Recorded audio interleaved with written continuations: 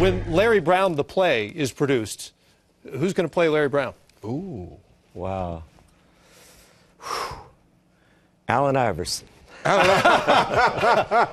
Iverson is Larry Brown. Whoa. Wow. Now, that means you have to talk about practice and the rest of that kind of stuff, right? Well, That'd be a great. you'd have to rehearse a lot. We're talking about rehearsal, not the production. Not the production. I love rehearsal. you, Alan, but that's how I get back at you. Ah, that's tremendous.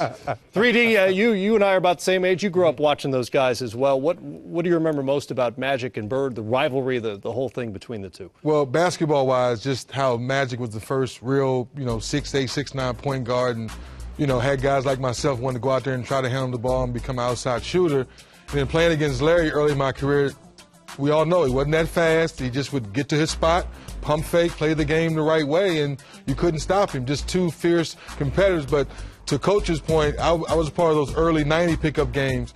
If the score was 10-10 and Magic had the ball, you could barely touch him. Foul. Take the ball out, then he'd come down again. He'd miss the shot. Foul. You're like, man, nobody touched me. Man, I felt somebody touched me. That's a foul. That's good stuff. And the Iverson bite, there are a handful of sound bites in the history of sports that just never ever get old. But practice and playoffs, right?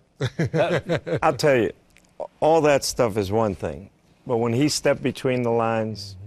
Well, I think that was his point. Yeah.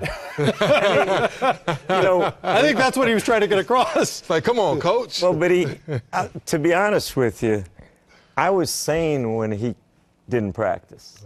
I really was. Yeah. I mean, I had to show the other guys that I cared that he would be at practice. But in all honesty, he played 48 minutes every game. He tried to win every possession. Yep. He played hurt. Played with reckless abandon. Nobody at his size could have accomplished what he's done.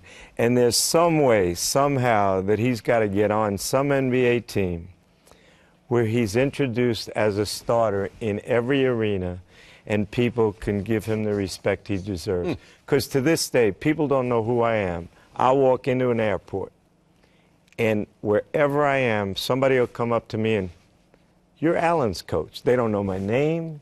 They say, "You're Alan's coach. God bless you," and leave. You're the guy who tried to get him to practice. Rehearse now. I'm supposed to be the franchise player, and we're in here talking about practice. I mean, listen, we're talking about practice. Not a game, not a game, not a game. We're talking about practice.